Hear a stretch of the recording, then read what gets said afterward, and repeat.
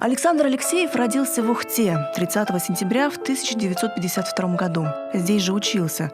Сначала в школе номер 3, а после в Ухтинском индустриальном институте. В этом же учебном заведении в научно-исследовательском секторе какое-то время и работал.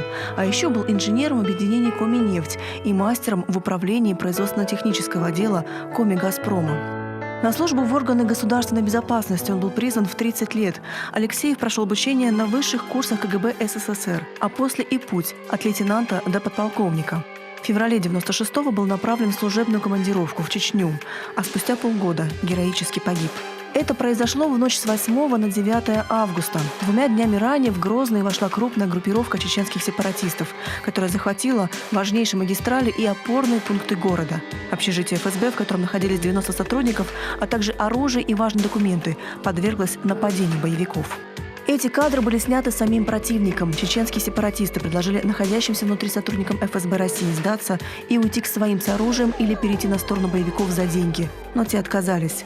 Алексеев, как старший по званию, принял на себя командование и организовал оборону здания. В течение 2 суток совместно с бойцами группы «Вымпел» они отбивались от атаки. Алексеев получил 2 ранения, но после оказания медпомощи вернулся в строй. Но во время разведки пути отхода все же получил смертельное ранение от пуль снайпера. Впоследствии часть оборонявшихся все-таки сумела прорваться к главным силам федеральных войск. Александр Алексеев посмертно был удостоен звания Героя Российской Федерации.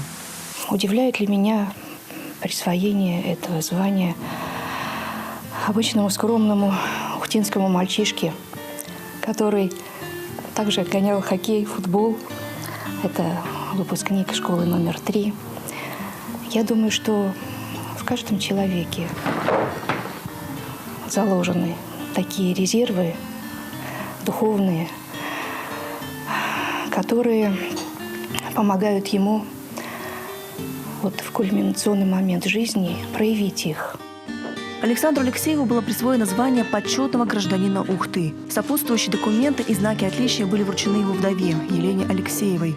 В родном городе в память о Герое России был установлен памятник, а еще мемориальная доска на здании его родной школы. А в Сыктывкаре монумент занял место на аллее героев. Память о нем жива. Ежегодно под Ухтой проходит военно-полевой слет для школьников.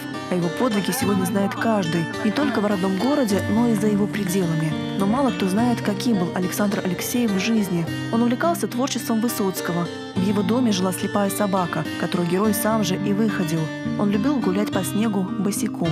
К подвигу, казалось бы, это не имеет никакого отношения. Но это лишь на первый взгляд.